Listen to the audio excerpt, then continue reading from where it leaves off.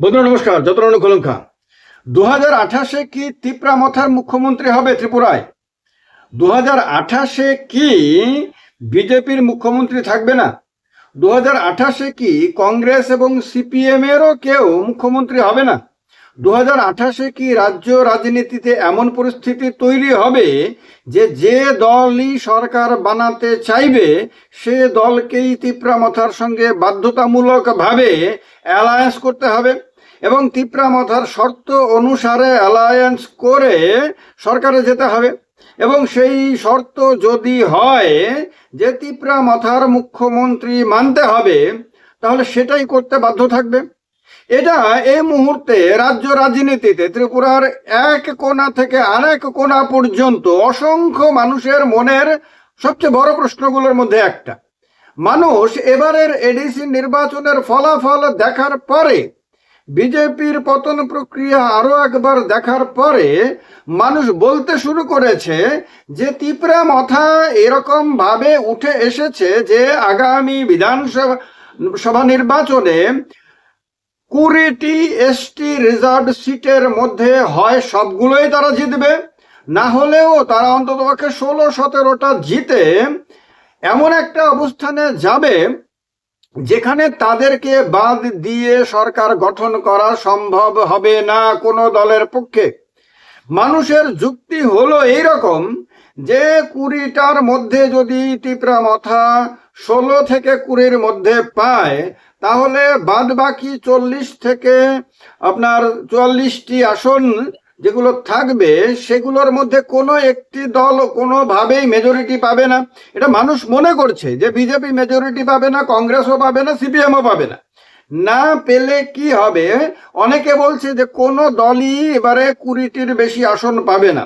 যদি তাই হয় তাহলে কি হবে? যে ধরুন ফ্র্যাকচার্ড ম্যান্ডেট হলো, ত্রিশঙ্কু বিধানসভা হলো, বিজেপি হয়তো 22-23টি আসন পেল, বাদ বাকি আসনগুলো কংগ্রেস এবং সিপিএম ভাগ করে নিল।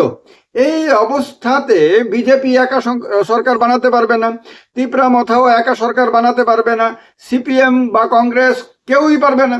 তাহলে কি করতে হবে? তাহলে তিপ্রামথার কাছে সবাইকে হাত পাততে হবে, বিজেপিকেও হাত পাততে হবে।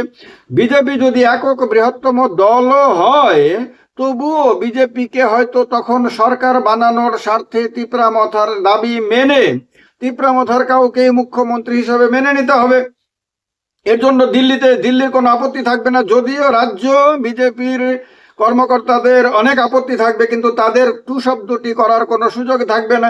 দিল্লির নেতারা নির্দেশ দিয়ে দেবেন, হ্যাঁ তিপ্রামথার কাউকে মুখ্যমন্ত্রী মানতে আমরা রাজি আছি, তখন তাই হবে। যদি এইরকম না হয়ে চিত্রটা অন্যরকম হয় যে কংগ্রেস সিপিএম তারা বলল তিপ্রামথাকে যে ঠিক আছে তুমি সরকার বানাও, আমরা তোমাকে সমর্থন দেব, সিপিএম বলে দিল যে আমরা বাইরে থেকে সমর্থন করব, আর কংগ্রেস সরকারে ঢুকতে রাজি হয়ে গেল, তাহলে কংগ্রেস সিপিএম এবং তিপ্রামথার সরকার হলো, তিপ্রামথার কেউ মুখ্যমন্ত্রী হলো। এরকমটা একটা দ্বিতীয় সম্ভাবনা। তাহলে প্রথম সম্ভাবনা হলো তিপ্রামথা বিজেপির অ্যালায়েন্স, তিপ্রামথার মুখ্যমন্ত্রী। দ্বিতীয়টা হলো বাদ বাকি দলগুলোর সঙ্গে তিপ্রামথার অ্যালায়েন্স এবং তিপ্রামথার মুখ্যমন্ত্রী। এবার এখানে অনেকেই বলছে, যাদের সঙ্গে আলোচনা হয় বিভিন্ন লেভেলে, তারা বলছে যে তিপ্রামথা এবং বিজেপির অ্যালায়েন্সে তো তিপ্রামথার সাধারণ কর্মীদের কোনো মান্যতা নেই, তারা তো এটা পছন্দ করে না বলে দুটো দলের মধ্যে হিংসা হয়, মারামারি হয় এবং দৌড়াদৌড়ি হয়, সব কিছুই হয়। আবার বিজেপির কর্মীরাও তো তিপ্রামথাকে সরকারে দেখতে চায় না, তারাও পছন্দ করে না। তাহলে বিজেপি এবং তিপ্রামথার মধ্যে কোনো দলের কর্মীরাই অন্য আরেকটি দলের সঙ্গে অ্যালায়েন্স চায় না। এখনো এই মুহূর্তেও যদি বিজেপির মধ্যে ভোটাভুটি হয় যে বিজেপির সাধারণ কর্মীরা কি চায়, তারা কি তিপ্রামথাকে অ্যালায়েন্সে সরকারে রাখতে চায়, না তারা তিপ্রামথাকে বের করে দিতে চায়? আমি নিশ্চিতভাবে বলতে পারি বিজেপিতে মিনিমাম 80% কর্মী সারা ত্রিপুরার, তারা রায় দিয়ে দেবে যে তিপ্রামথাকে বাদ দিয়ে বিজেপি একা সরকারে থাকুক, তিপ্রামথাকে সরকার থেকে বের করে দেয়া হোক। আবার তিপ্রামথার কর্মীদের মধ্যে যদি এরকম ভোটাভুটি হয়, তাদেরকে যদি জিজ্ঞেস করা হয় যে আপনারা কি চান যে তিপ্রামথা রাজ্য সরকারে বিজেপির সঙ্গে থাকুক, এই প্রশ্নের উত্তরে আমার মনে হয় 80% না, এই ক্ষেত্রে 90 to 95% তিপ্রামথা কর্মী একেবারে সরাসরি বলে দেবে যে আমরা কোনোভাবে কোনো রকম অ্যালায়েন্স চাই না, তুরন্ত দ্রুত তিপ্রামথা যাতে সরকার থেকে বেরিয়ে এসে আন্দোলনে নেমে যায়। তাহলে এটা হলো একটা বেসিক মাইন্ডসেট আমাদের রাজ্যের দুটো শাসক দলের সাধারণ কর্মীদের। এই অবস্থাতে তিপ্রামথার কর্মীরা এখন স্বপ্ন দেখতে শুরু করেছে যে তারা তো একা ক্ষমতায় আসতে না পারলেও অন্য দলের সমর্থন নিয়ে তারা ক্ষমতায় আসতে পারবে। তাহলে অন্য দলের সরকার সাপোর্ট নিতে হলে এমন একটা অবস্থানে থাকতে হবে তাকে যেখানে তার শক্তি বৃদ্ধি পায়।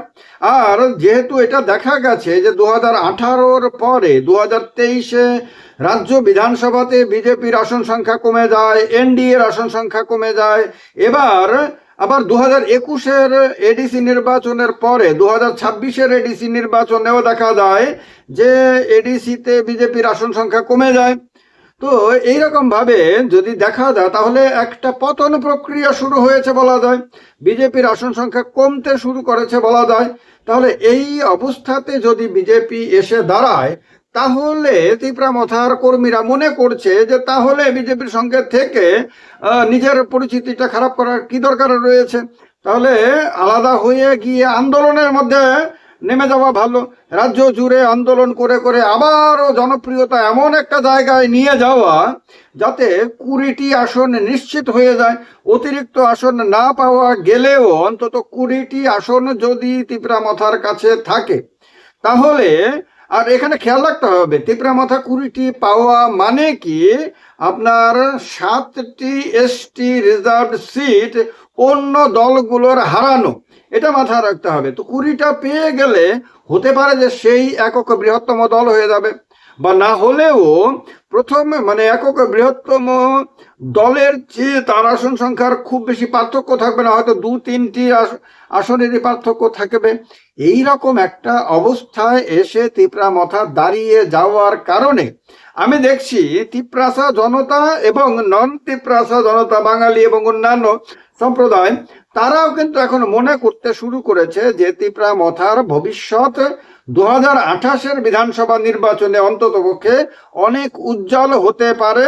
এবং তিপ্রামথা যদি এখন থেকে আন্দোলন করে মানে রাজ্য রাজনীতিতে দাপটের সঙ্গে নিজের নতুনভাবে পরিচিতি গড়ে তুলতে পারে তাহলে হয়তো বা আগামী বিধানসভা নির্বাচনের পরে অন্য দলগুলোর স্বপ্ন ভেঙে খান খান হয়ে যেতে পারে এবং মুখ্যমন্ত্রী হওয়ার স্বপ্ন যারা যারাই দেখছেন তাদের কিন্তু অনেক ক্ষতি হয়ে যেতে পারে রাজনৈতিকভাবে।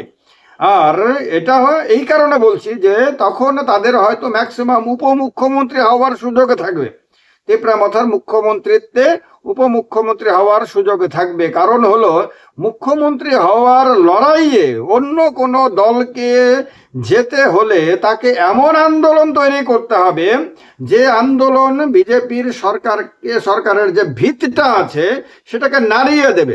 কিন্তু এই রকম আন্দোলন তো রাজ্যে অন্য কোনো বিরোধী দল করতে পারছেন না, সিপিএমও পারছে না, কংগ্রেসও করতে পারছে না। আর এখন 2 বছরেরও কম সময়ের ব্যবধানে বিধানসভা নির্বাচন রয়েছে। এই রকম সময়ে রাজ্যের বিরোধী দল, কোনো বিরোধী দল রাজ্যের মধ্যে তীব্র আন্দোলন গড়ে তুলতে পারছে না, রাজ্য সরকারের ব্যর্থতাগুলো দুর্বলতাগুলো মানুষের কাছে নিয়ে গিয়ে সেগুলো মানুষকে সম্পূর্ণভাবে বিশ্বাস করাতে পারছে না। তো ইলেকশনে জিতে পূর্ণরূপে ক্ষমতা দখল করতে হলে যে ধরনের অ্যাগ্রেসিভ পলিটিক্সটা করতে হয় সেটা তো করতে পারছে না, বরং শাসক দল হয়েও সরকারের অংশীদার হয়েও তিপ্রামথা সারা বছর এটা করতে পারছে। তার কারণেই তিপ্রামথার ওপরে তার যারা সমর্থক তাদের আস্থা বেড়েছে। এবারে 21-এর তুলনায় তাদের আসন সংখ্যা বেড়েছে, তাদের ক্ষমতা বেড়েছে এবং তাদের গ্রহণযোগ্যতাও বেড়েছে। তার কারণে এখন তিপ্রামথার যারা বিরোধী, তিপ্রামথার যারা নামও শুনতে পারে না, তারাও এখন বলতে শুরু করেছে যে 28-এ তিপ্রামথাকে বাদ দিয়ে কারোর পক্ষেই সরকার বানানো সম্ভব না। আর এর সুযোগ নিয়ে তিপ্রামথা মুখ্যমন্ত্রিত্বের দাবি করবে, আর এই দাবি মেনে নিতে বাধ্য হবে বিজেপি হোক, কংগ্রেস হোক, সিপিএম হোক, যে কোনো দল। কিন্তু তিপ্রামথা নিজে যে দলের সঙ্গে যাওয়ার সিদ্ধান্ত নেবে সেই দলের সঙ্গে অ্যালায়েন্স হবে।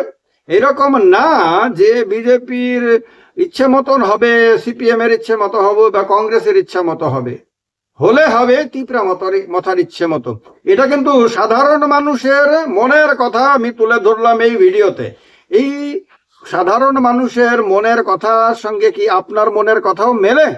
যদি মেলে জানাবেন ভিডিওতে কমেন্ট বক্সে কমেন্ট করে। আর এই ভিডিওর মেম্বার হয়ে, এই চ্যানেলের মেম্বার হয়ে যদি চ্যানেলটাকে আরো মজবুত করতে এবং এই চ্যানেলের সঙ্গে আরো ঘনিষ্ঠভাবে যুক্ত হতে আপনি আগ্রহী হন, তাহলে আপনার ডেসক্রিপশনে এই চ্যানেলের মেম্বার হওয়ার জয়েন বাটনের লিঙ্কটা দেওয়া রয়েছে, তাতে ক্লিক করে মেম্বার হবেন, চ্যানেলের সঙ্গে যুক্ত হবেন। আগামী বিধানসভা নির্বাচনকে কেন্দ্র করে এরকমভাবে ধারাবাহিকভাবে একের পর এক ভিডিও আসতে থাকবে বিভিন্ন ইস্যুকে কেন্দ্র করে। সঙ্গে থাকবেন। যতন খুলুম খা, সবাইকে নমস্কার।